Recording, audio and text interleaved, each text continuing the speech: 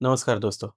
आज हम बात करेंगे एक बहुत ही महत्वपूर्ण और बहुत ही गंभीर बीमारी के ऊपर जिसका नाम है फीकल इनकॉन्टिनेंस। ये कोई ऐसी बीमारी नहीं है जिसमें कि जान की जोखिम पेशेंट को होती है, बट क्वालिटी ऑफ लाइफ बहुत अफेक्ट होती है। पेशेंट परेशान रहते हैं, थक जाते हैं इस बीमारी से। क्या होता है फीकल इनकॉन्टिनेंस? सबसे पहले जानेंगे कि हमारा टॉयलेट का रास्ता किस प्रकार से बना हुआ होता है। ये हमारा मल मार्ग है, जहाँ पे बहुत सारे मसल्स हमारे टॉयलेट के रास्ते को सपोर्ट करते हैं, वो आंतड़े को सपोर्ट करते हैं। अगर हम बाहर कहीं पे बैठे हैं और हमको टॉयलेट का एहसास होता है या प्रेशर आता है, तो हम घर जाने तक, बाथरूम जाने तक उसे रोक सकते हैं। या नींद में अपने आप हमको कभी टॉयलेट नहीं होती है। जनरली सुबह जब हम वॉशरूम जाते हैं तभी हम टॉयलेट करते हैं। तो ये क्यों रहता है ऐसे? जो हमारा टॉयलेट का रास्ता है, उसके अराउंड सर्कुलर मसल्स रहती है और ऊपर स्लिंग मसल्स रहते हैं। ये कैसे रहता है मैं आपको समझाऊंगा। सर्कुलर मसल्स दो प्रकार की होती है, एक एक्सटर्नल, एक इंटरनल। जो एक्सटर्नल स्फिंक्टर है या एक्सटर्नल मसल है, वो हमारे कंट्रोल में रहती है। यानी कि अगर मैं बाइक चला रहा हूँ और मुझे प्रेशर आता है, तो मैं बाथरूम जाने तक रोक जो सकता हूँ, वो एक्सटर्नल मसल्स है। और इंटरनल मसल हमारे ब्रेन के कंट्रोल में रहती है। माने कि अगर हम नींद में हैं, तो ब्रेन अपने आप उस मसल को कंट्रोल करता है और अपने आप हमको टॉयलेट नहीं पास होती है। ये दोनों मसल्स का सबसे इम्पोर्टेंट काम है हमारे कंट्रोल को बनाए रखने में, जिसे कॉन्टिनेंस कहा जाता है। अगर हम किसी आदमी को साइड से देखते हैं, तो साइड से कैसे दिखता है कि ये हमारा स्पाइन है, जो मणका कहते हैं। उसके आगे टॉयलेट का रास्ता होता है। फीमेल में उसके आगे गर्भाशय रहता है और आगे ब्लैडर रहता है। मेल्स में गर्भाशय नहीं होगा, सीधे टॉयलेट के रास्ते के सामने ब्लैडर आएगा। अब ये टॉयलेट के रास्ते का अगर आप शेप देखेंगे तो कुछ इस प्रकार है। अगर आपने कमोड को देखा होगा, तो कमोड में भी हमेशा एक यू शेप स्ट्रक्चर रहता है। वो क्यों? तो अगर टॉयलेट यहाँ से यहाँ आ रही है, तो यहाँ पे उसका स्टोरेज होगा और एज़ लॉन्ग एज़ ये एंगल बना हुआ है, अपने आप टॉयलेट नहीं होगी। भगवान ने इस हिसाब से ये स्ट्रक्चर बनाया है।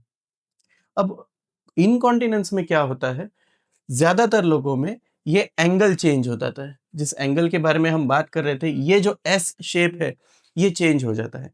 ये एस शेप को बनाए रखने के लिए एक मसल होती है जिसे प्यूबोरेक्टाइलिस कहा जाता है। ये मसल आगे के हड्डी से, यहाँ के हड्डी से पीछे आके इसको गोल करके वापस सामने जाती है, एक स्लिंग बनाती है। अगर हम किसी चीज़ को पकड़ के रख रहे हैं, तो इस प्रकार से इसको ये उठाए रखती है, इसीलिए ये एंगल बनता है। होता क्या है, ये प्यूबोरेक्टाइलिस मसल आगे के इससे जो स्लिंग बना रही है, ये लूज़ हो जाता है।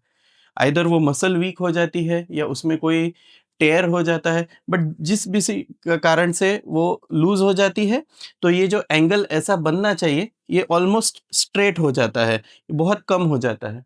उस कारण यहाँ पे जो स्टूल स्टोर होनी चाहिए, वो सीधे बाहर निकल जाती है। ये है मेन मैकेनिज्म फीकल इनकॉन्टिनेंस का, माने कि अगर आप टॉयलेट को नहीं रोक पा रहे हैं। दूसरा मैकेनिज्म, जिस सर्कुलर मसल्स के बारे में बात कर रहा था, इंटरनल और एक्सटर्नल। नॉर्मली हमारा टॉयलेट का द्वार, इसके अराउंड बहुत सारी ये सर्कुलर मसल्स होती हैं। अगर कोई जगह पे वो मसल टूट जाती है, सबसे कॉमन ऑब्स्टेट्रिक पेशेंट्स, माने कि गर्भवती महिलाएं। इंडिया में बहुत सालों तक, इवन नाउ, बहुत छोटे एरियाज में या बहुत रिमोट एरियाज में अभी भी हॉस्पिटल डिलीवरीज नहीं की जाती हैं। बहुत सारे शहरों में भी लोगों का ये मानना रहता है कि हमारा बच्चा नॉर्मल डिलीवरी से ही हो जाए। प्रॉब्लम ये होता है कि हम ये नहीं समझते हैं कि किस पेशेंट में नॉर्मल डिलीवरी से बच्चा हो सकता है और किस पेशेंट में हमको सिजेरियन करने की ज़रूरत होती है। हमारी भावनाएँ एक जगह पर सही है, बट साइंस अपनी जगह पर सही है। काफ़ी बार बच्चे की साइज़ बहुत ज़्यादा होती है। काफ़ी बार 40 हफ्ते हो जाते हैं, फिर भी बच्चा हुआ नहीं रहता है। इसे पोस्टडेटिज़्म कहा जाता है। जनरली ये बच्चे भी साइज़ में बड़े रहते हैं।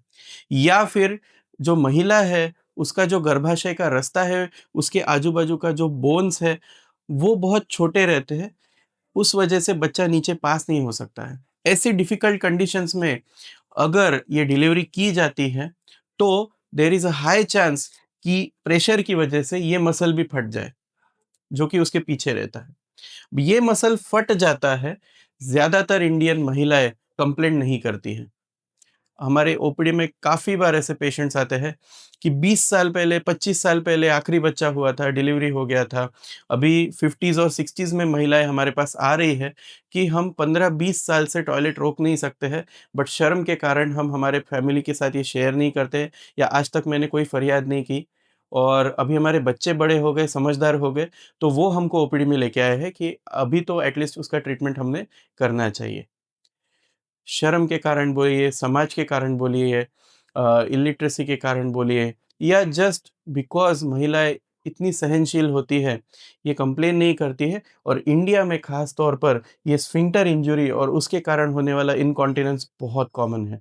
इस वीडियो के द्वारा मैं ये भी कहना चाहूँगा कि अगर कोई भी महिलाएँ पोस्ट डिलीवरी टॉयलेट को रोक नहीं सकती है, तो ज़रूर आप जाँच कराएँ, उसको लेट ना करिए क्योंकि जितना जल्दी हम इस चीज़ का ट्रीटमेंट करेंगे, उतना जल्दी हम अच्छा रिस्पॉन्स दे पाएँगे। जितना ये लेट होता जाता है, ये मसल वीक होती जाती है और फिर इसका रिपेयर या ट्रीटमेंट बहुत मुश्किल हो जाता है।